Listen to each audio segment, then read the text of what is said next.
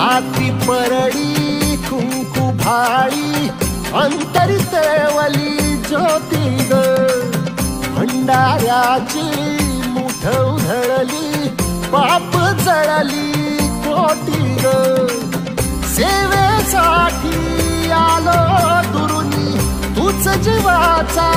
जीव स्वामिनी होऊ दे मंगल आई ग हाती परडी कुंकू भाळी अंतरी तेवली ज्योती ग भंडाऱ्याची मुठ उधळली पाप जळली कोटी ग